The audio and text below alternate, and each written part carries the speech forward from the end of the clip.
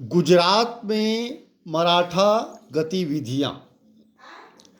गुजरात भी मालवा की तरह ही एक उर्वर प्रदेश तथा सामाजिक व वाणिज्यिक दोनों ही दृष्टि से उसका महत्वपूर्ण स्थान था। बाजीराव मालवा व बुंदेलखंड में अपनी स्थिति मजबूत होने पर गुजरात की ओर अग्रसर हुआ। खानदेश व गुजरात के मध्य मार्ग पर खांडेराव दाभादे ने नियंत्रण स्थापित किया था तथा गुजरात के क्षेत्र में भी लूट खसोट कर रहा था। 1719 में शाहू द्वारा दाभादे को चौथ वसूल करने का आदेश दिए जाने के बाद ही मुगल मराठा संघर्ष प्रारंभ हो गया था। 7 मार्च 1721 को बाजीराव ने सूरत पर आक्रमण किया। इसके बाद से गुजरात में राजनीति के कई पहलू उभर कर आए, जैसे मराठों तथा मुगलों का संघर्ष, प्रभाव क्षेत्र के लिए मराठा सरदारों का पारस्परिक संघर्ष व मुगल सरदारों का पारस्परिक संघर्ष तथा अपनी मदद के लिए मराठा सरदारों से सहायता की मांग। 1726 में पेशवा की सेनाएं उदयजी पंवार के अंतर्गत पश्चिम से गुजरात में दाखिल हुई। दक्कन से दाभादे की सेनाएं आक्रमणरत थी। तत्कालीन सूबेदार दो ओर से संचालित आक्रमणों का सामना करने की स्थिति में नहीं था। 20 फरवरी 1727 को वह पेशवा के प्रतिनिधि को तो चौथ की अदायगी के लिए तैयार हो गया, किंतु उसने दाभादे को चौथ देने से इनकार कर दिया, जो कि गुजरात को 1715 से ही अपना प्रभाव क्षेत्र समझे हुए था और आधे मोकासे का हकदार था। अतः चौथ के अधिकार के लिए मराठा सरदारों के बीच संघर्ष छिड़ गया।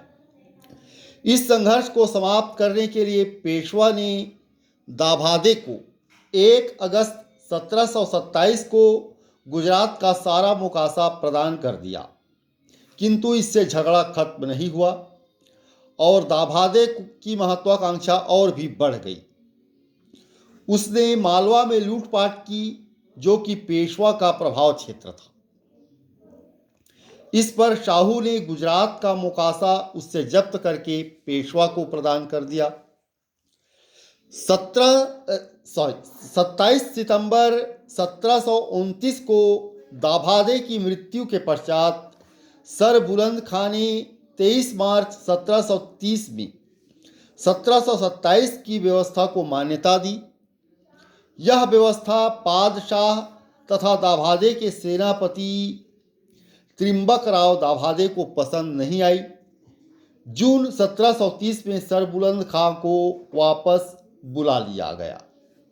इस प्रकार मराठों का प्रसार तेजी से होते जा रहा था। मालवा तथा बुंदेलखंड में उनकी स्थिति मजबूत हो गई थी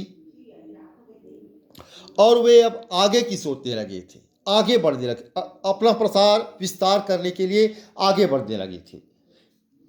गुजरात जो कि एक उर्वर प्रदेश था और सामाजिक वाणिज्यिक रूप से भी महत्वपूर्ण था। उन्हें गुजरात को अपना लक्ष्य निर्धारित किया, किंतु अनेक विसंगतियां थी, अनेक बाधाएं थी। जैसे मुगल मराठों का संघर्ष था, प्रभाव क्षेत्र के लिए मराठा सरदारों का आपसी संघर्ष, पारस्परिक संघर्ष, मुगल सरदारों का पारस्परिक संघर्ष तथा अपनी अपनी मदद के लिए मराठा सरदारों से सहायता की मांग। इससे भी मराठा सरदारों में आपसी फूट, आपसी संघर्ष की स्थिति निर्मित हुई, किंतु फिर भी मराठे गुजरात में भी अपनी स्थिति मजबूत करने में सफल रहे।